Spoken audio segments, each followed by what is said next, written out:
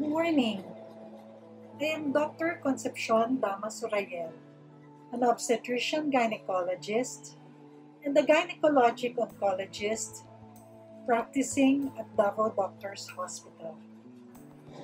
May is designated Cervical Cancer Awareness Month. So to prevent this disease, let us learn from this discussion today.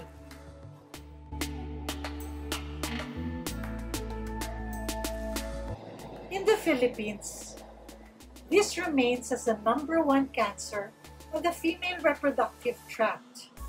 It is the third most common in more affluent countries because they have organized screening programs. What is cervical cancer? It is a growth or a tumor in the opening of the birth canal or the neck of the uterus.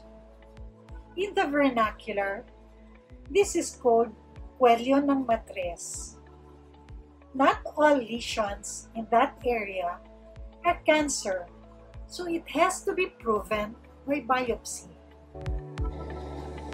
Who can develop cervical cancer? Any woman with a uterus may develop cervical cancer, but there are women who are at higher risk.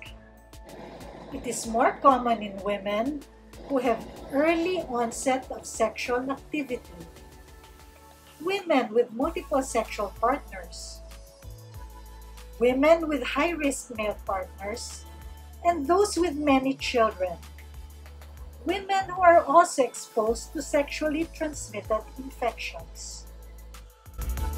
What causes cervical cancer?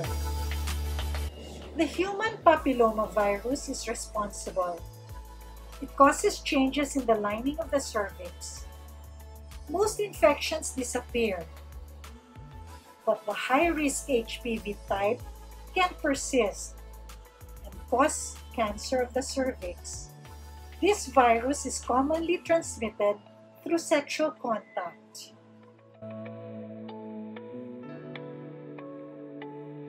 Yes, definitely.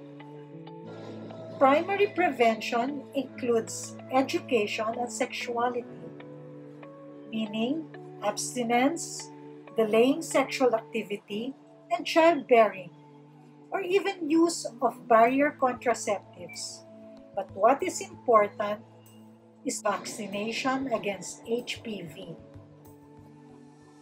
Secondary prevention includes regular screening with pap smear and visual inspection of the cervix using acetic acid, also known as VIA.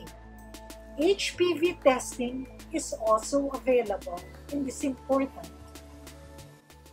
Tertiary prevention, on the other hand, involves treatment of pre-malignant lesions. So what does a patient feel when she has cancer? During the early phase, patients may not feel anything. We advise therefore married women or those who have started sexual activity and those women with many children to consult for wellness regularly. As the disease progresses, a patient may complain of malodorous discharge, bleeding during sexual contact, bleeding between menses, prolonged bleeding, or bleeding after menopause. In late stages, the patient may complain of low back pain, changes in urinary or bowel habits, weight loss, heavy prolonged bleeding, dizziness from anemia, or swelling of the legs. What tests are useful to diagnose? Initially, history, good physical and pelvic examinations are done by the doctor. A pap test is advised for women 21 years or older. Visual inspection acetic acid is helpful to identify abnormal areas in the cervix. Colposcopy is an examination using a special microscope. HPV DNA test, but biopsy confirms the diagnosis and it is the most important examination. How are patients treated? For young patients with early disease, with no other medical problems, surgery can be done. For those women with high-stage disease or older patients with medical problems, radiation and chemotherapy are used to treat. Are these methods of treatment available? I am happy to say yes. These treatment modalities are available in the Davao region. There are gynecologic oncologists like myself in the city who do the surgery. Radiation and chemotherapy are available at Davao Doctors Hospital, Southern Philippines Medical Center, the Davao Regional Hospital in Tagum.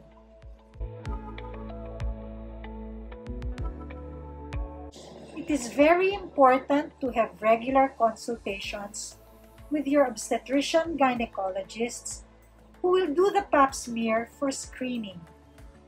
HPV vaccination is a must, and it is best done before exposure to the sexually transmitted disease. It can be given starting at age 9 onwards. Cervical cancer is known as a cancer that you can prevent or stop. If the cervical lesion is still precancerous, it can be treated so it does not proceed to invasive cancer. If the cancer is already present, it is good to catch it early for better chances of cure. Thank you, and stay safe, everyone.